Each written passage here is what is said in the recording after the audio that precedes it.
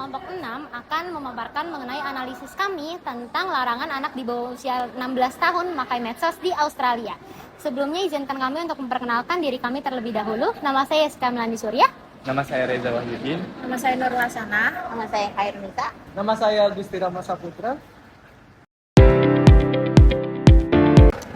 Oke, yang pertama kami akan menjelaskan mengenai identifikasi isu dari kasus larangan anak di bawah usia 16 tahun memakai medsos di Australia. Yang pertama, identifikasi isu. Tahap ini berfokus pada pengenalan dan pemahaman inti dari kasus yang diangkat. Kasus utamanya adalah usulan atau rencana pemerintah di beberapa wilayah atau tingkat federal di Australia untuk melarang anak-anak di bawah usia 16 tahun menggunakan media sosial. Aktor utama dalam kasus ini adalah yang pertama pemerintah Australia, yang kedua ada perusahaan media sosial, yang ketiga ada orang tua dan juga keluarga, yang keempat adalah anak-anak dan juga remaja. Nah, tujuan atau argumen pro dari kasus ini adalah melindungi kesehatan mental, mengurangi paparan terhadap konten berbahaya seperti cyberbullying, pelecehan dan juga eksploitasi, dan juga membatasi resiko kecanduan pada anak di bawah umur. Nah, implikasi awal dari kasus ini, jika diterapkan, ini akan menjadi salah satu regulasi media sosial yang paling ketat di dunia barat dan juga memerlukan mekanisme verifikasi usia yang sangat ketat. Nah, yang kedua adalah analisis kritis. Di tahap ini, kita akan memeriksa argumen, asumsi, dan juga mekanisme di balik kasus ini. Yang pertama adalah analisis argumen utama atau yang disebut dengan pro. Ada kesehatan mental. Dengan asumsi ada korelasi kuat dan sebab akibat antara penggunaan media sosial yang intensif dan peningkatan tingkat depresi, kecemasan, dan citra diri negatif pada remaja.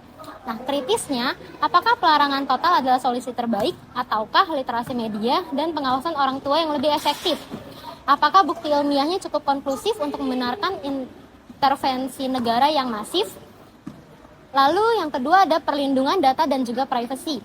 Asumsinya adalah anak-anak di bawah 16 tahun tidak memiliki kapasitas untuk memahami dan juga mengelola resiko privasi data mereka. Kritisnya adalah regulasi yang ada seperti COPPA di AS atau juga GDPR sudah mencoba melindungi anak. Apakah pelarangan usia adalah cara yang efisien atau malah mendorong mereka untuk berbohong tentang usia dan menggunakan platform tanpa pengawasan. Lalu ada analisis mekanisme implementasi atau sisi praktis. Dengan verifikasi usia, kita bisa melihat ada tantangan bagaimana pemerintah atau platform dapat memverifikasi usia secara akurat tanpa melanggar privasi penggunanya. Misalnya memerlukan KTP atau juga akta kelahiran yang sangat sensitif. Resikonya adalah potensi data breach jika data identitas disimpan, atau peningkatan penggunaan VPN atau juga disebut akun palsu oleh anak-anak. Lalu ada yurisdiksi dan penegakan. Tantangannya adalah platform media sosial bersifat global. Bagaimana regulasi nasional Australia dapat ditegakkan terhadap perusahaan multinasional? Apakah ini akan memerlukan pemblokiran IP atau denda besar? Dampak sosialnya adalah kesenjangan, pelarangan dapat menciptakan kesenjangan sosial, di mana anak-anak yang diisolasi dari komunikasi teman sebaya, para regulasi negara mungkin merasa ditinggalkan. Selanjutnya ada evaluasi. Yang pertama, kekuatan. Untuk kekuatan, yang pertama prioritas kesejahteraan anak. Menunjukkan komitmen pemerintah untuk mengambil tindakan drastis demi melindungi generasi muda dari bahaya yang jelas. Yang kedua, tekanan pada perusahaan. Mendorong perusahaan medsos untuk mendesain ulang produk mereka menjadi lebih aman dan berinvestasi lebih serius dalam mekanisme verifikasi usia. Lalu untuk kelemahan atau weakness and criticism, yang pertama ada over-regulasi atau otoritarian. Pelarangan total mungkin dinilai sebagai bentuk intervensi berlebihan negara dalam ranah pengasuhan anak, yang seharusnya menjadi tanggung jawab utama orang tua. Yang kedua ada efektivitas praktis. Sulit untuk diterapkan secara universal dan cenderung diakali. Larangan mungkin hanya efektif untuk orang tua yang patuh, tetapi tidak untuk anak yang bertekad. Yang ketiga, mengabaikan manfaat. Medsos juga merupakan alat penting untuk edukasi, ekspresi diri, dan koneksi sosial, terutama untuk remaja di lokasi terpencil atau yang memiliki masalah kesehatan. Pelarangan menghilangkan manfaat ini. Lalu kesimpulan reflektif yang pertama, pelarangan anak di bawah 16 tahun menggunakan medsos adalah solusi yang radikal terhadap masalah nyata kesehatan mental dan keselamatan digital anak. Namun secara kritis langkah ini adalah pendekatan palu godam atau blunt instrument yang mungkin gagal dalam implementasi karena sifat internet yang global dan anonim, dan pada saat yang sama mengabaikan solusi yang lebih bernuansa. Oke, selanjutnya kita akan bahas klaim dari kasus larangan anak di bawah 16 tahun menggunakan media sosial di Australia. Klaim itu apa sih? Klaim itu tuh pernyataan umum atau inti berita yang mengandung sebuah argumen gitu. Dan di berita ini, itu argumennya ada beberapa. Pertama itu pemerintah Australia akan melarang anak di bawah 16 tahun menggunakan media sosial per tanggal 10 Desember. Yang kedua, perusahaan media sosial wajib mengambil langkah masuk akal dengan mencegah anak di bawah umur membuat akun. Jadi anak-anak yang di bawah 16 tahun dilarang menggunakan akun. Yang ketiga, larangan ini adalah kebijakan pertama di dunia yang mendapat dukungan luas orang tua. Padahal ini termasuk argumen karena ini belum termasuk hanya opini dari sebuah berita. Karena dia bilang di sini adalah larangan ini adalah kebijakan pertama di dunia. Padahal kita tidak tahu apakah itu benar kebijakan pertama atau bukan. Yang kedua adalah non-claim. Non-claim itu adalah fakta atau data yang tidak mengandung opini atau argumen. Contohnya, studi pemerintah menunjukkan 96% anak usia 10-15 tahun menggunakan media sosial. Kedua, resiko paparan konten berbahaya seperti misogyni, video perkelahian, dan perilaku grooming terjadi pada anak. Ketiga, poin tentang 10 platform yang terkena dampak dan kriteria pengenaan larangan dari si pemerintah. Selanjutnya adalah klaim nilai. Apa sih klaim nilai? Klaim nilai itu adalah pernyataan yang mengandung penilaian atau evaluasi moral, etis, dan juga sosial. Di berita ini itu ada beberapa klaim nilai yang terdapat dalam berita ini. Yang pertama, larangan ini bertujuan untuk mengurangi tekanan dan risiko bagi anak-anak di media sosial. Kedua, mengajar anak cara menjelajahi media sosial secara aman dianggap lebih masuk akal dibanding menutup akses. Yang ketiga, kekhawatiran bahwa remaja semakin terisolasi jika dilarang menggunakan media sosial. Selanjutnya adalah klaim faktual. Apa sih klaim faktual itu? Klaim faktual itu adalah pernyataan yang berisi fakta yang bisa dibuktikan atau diuji kebenarannya. Intinya fakta ini sudah bisa diuji atas kebenarannya. Pertama, Meta akan menutup akun remaja mulai 4 Desember karena dari perusahaan Meta sudah membuktikan itu dan itu terbukti. Kedua, denda bagi pelarangan berat bisa mencapai US 32 juta dolar. Terus yang ketiga, beberapa perusahaan media sosial mengaku terkejut dan menilai akan aturan ini sulit untuk diterapkan. Selanjutnya adalah klaim objektif. Apa sih itu klaim objektif? Klaim objektif itu adalah fakta yang netral dan berdasarkan bukti tanpa opini. Pertama, teknologi verifikasi usia berpotensi salah memblokir pengguna yang sah. Dua, larangan menunjukkan teknologi pemindaian wajah tidak akurat untuk kelompok usia ini. Tiga, beberapa negara lain sedang mempertimbangkan aturan serupa tentang penggunaan sosial untuk anak-anak. Selanjutnya adalah klaim subjektif. Pernyataan yang mengandung opini, persepsi, atau keyakinan personal. Contohnya adalah, prosesnya akan terlihat agak berantakan, kata Menteri Komunikasi Australia. Kedua, Meta beranggapan larangan membuat perlindungan remaja tidak konsisten. Ketiga, kekhawatiran pemerintah dan pengkritik soal kebocoran data dan privasi. Selanjutnya adalah klaim nilai preskriptif. Pernyataan yang berisi saran atau tindakan yang seharusnya dilakukan. Pertama, pemerintah mendorong platform media sosial menggunakan berbagai metode verifikasi usia. Kedua, larangan disertai aturan agar platform tidak mengandalkan pernyataan usia sendiri dari pengguna. Ketiga, pengajaran anak untuk menggunakan media sosial secara aman lebih disarankan daripada menutup akses. Selanjutnya ada klaim faktual deskriptif.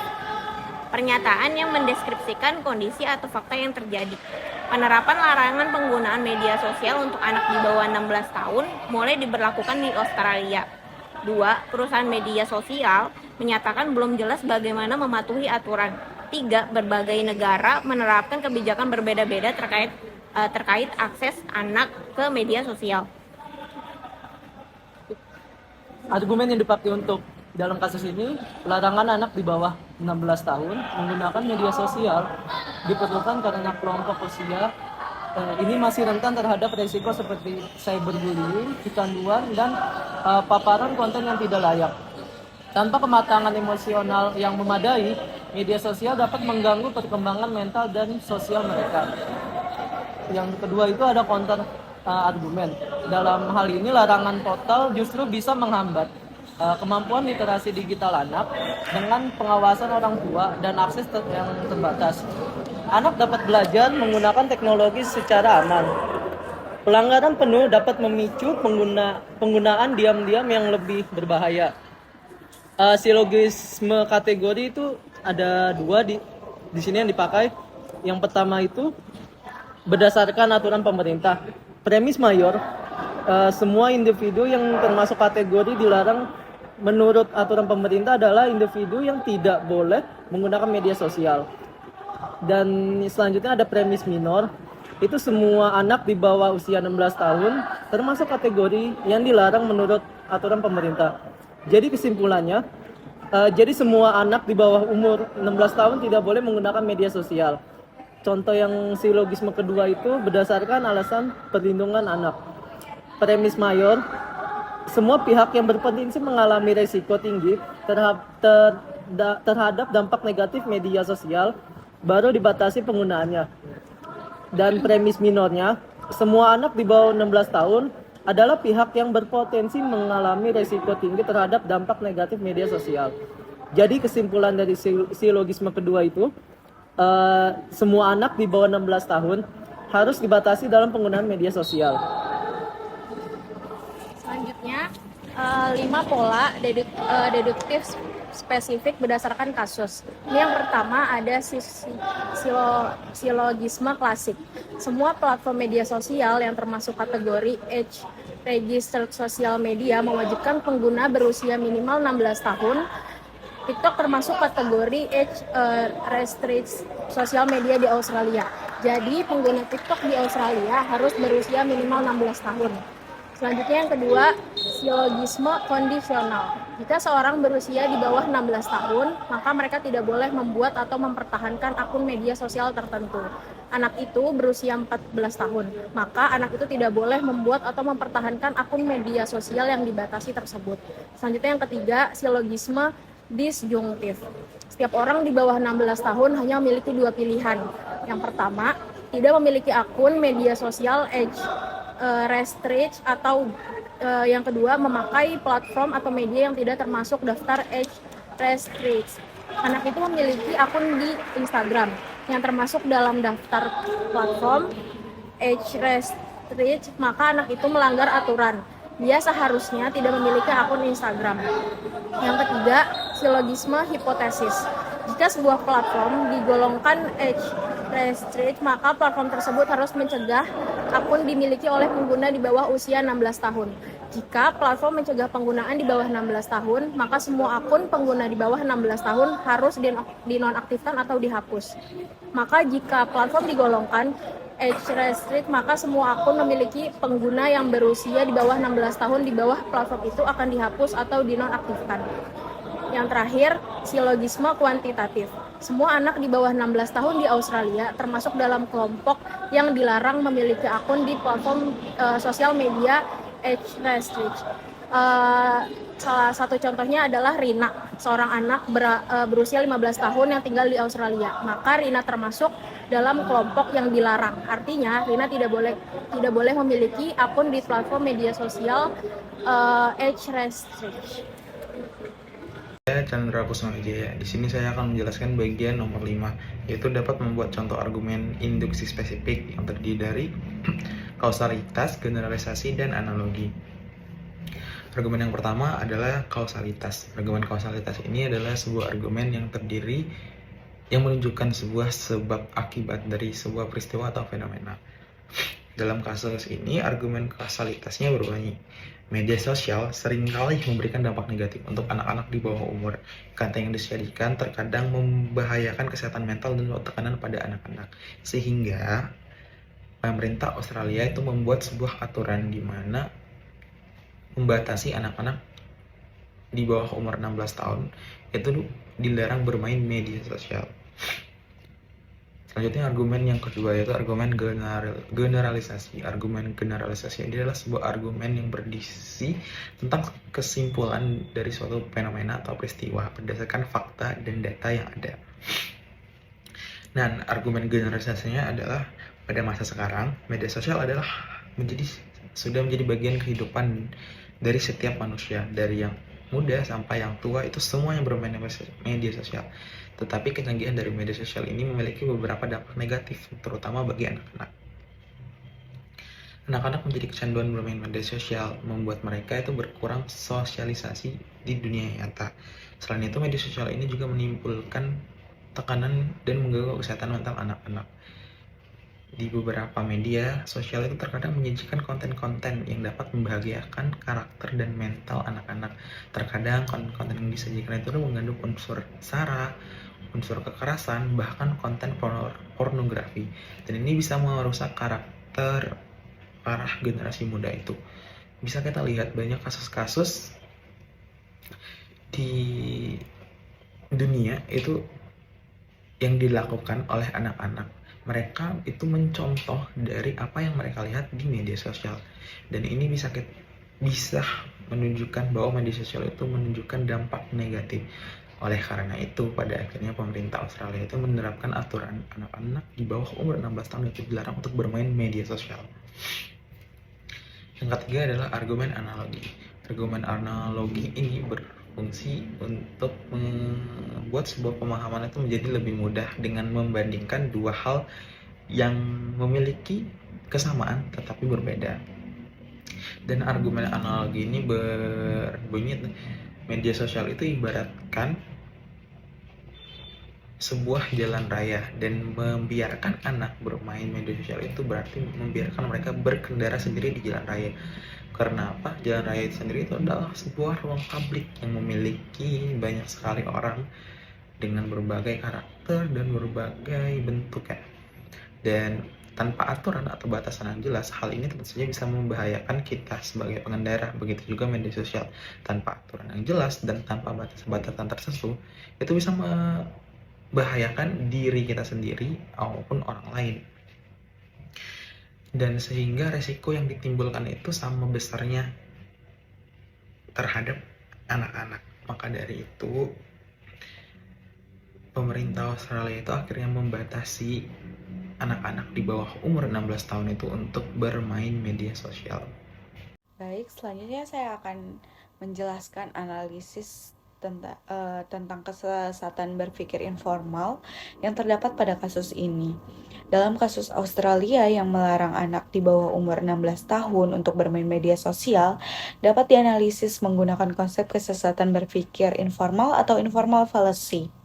Salah satu contoh kesesatan berpikir informal yang relevan adalah slippery slope.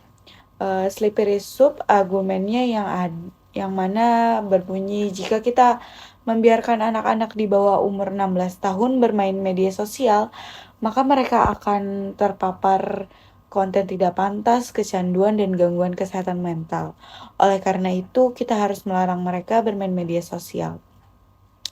Kesesatan argumen ini menggunakan metode slippery slope karena mengasumsikan bahwa membiarkan anak-anak bermain media sosial akan secara otomatis menyebabkan konsekuensi negatif yang ekstrim. tanpa mempertimbangkan kemungkinan lain atau solusi yang lebih efektif. Dalam kasus tersebut, argumen tidak mempertimbangkan kemungkinan lain seperti contohnya orang tua dapat memantau dan mengawasi anak-anak mereka saat bermain media sosial. Argumen tersebut menggunakan larangan anak-anak di bawah umur 16 tahun bermain media sosial tanpa mempertimbangkan kemungkinan lain atau solusi yang lebih efektif. Sekian dari kelompok kami, terima kasih. Dadah. Dadah.